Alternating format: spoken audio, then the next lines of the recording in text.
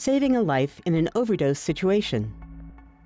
This short video will show you how to give naloxone and provide rescue breathing and chest compressions in an overdose situation. Take these steps if a person has any signs of an overdose. Call 911. Give naloxone. Start rescue breathing and chest compressions. To give naloxone, follow these instructions.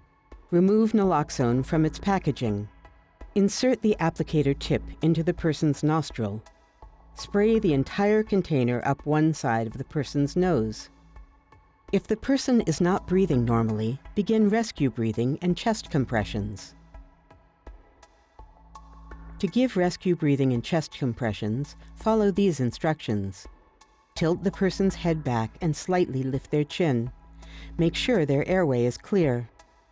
Give 2 rescue breaths, watching to see their chest rise. Then give 30 chest compressions. Here's how. Place the heel of one hand on the center of the person's chest. This is the lower half of the sternum. Place the heel of the other hand on top of the first hand so that the hands are overlapped and parallel. Push hard and fast, 2 inches deep for anyone over the age of 1. Allow the chest to fully return to normal position after each compression. For every 2 rescue breaths, give 30 chest compressions. Within the space of a minute, you should give between 100 and 120 compressions. For guidance, try to imagine giving compressions to a normal beat of row, row, row your boat.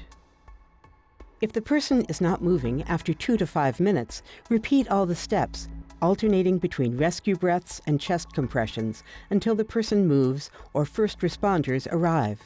Call 911 if you haven't. Take these steps after giving naloxone. If the person moves and is breathing on their own, place them in the recovery position on their side.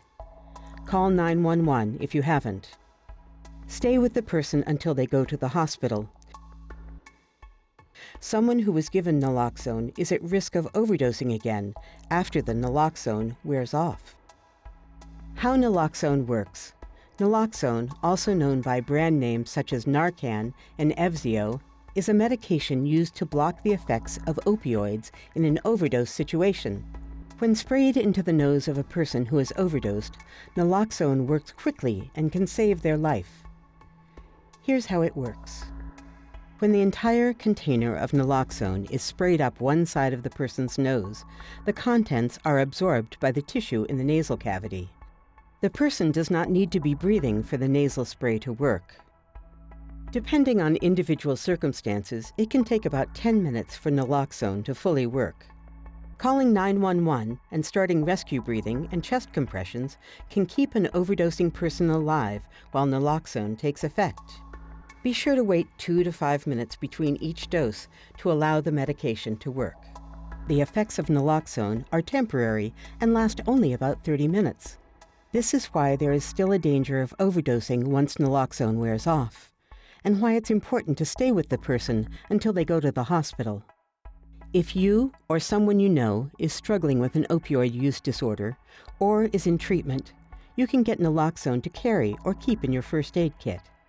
Naloxone is available at select pharmacies or can be obtained free at distribution sites throughout Vermont. Your provider may also prescribe naloxone if you're being prescribed a high amount of opioids or take other medications that increase the risk of overdosing. The Good Samaritan law provides some legal protections to anyone who gives naloxone and calls 911 in an overdose situation.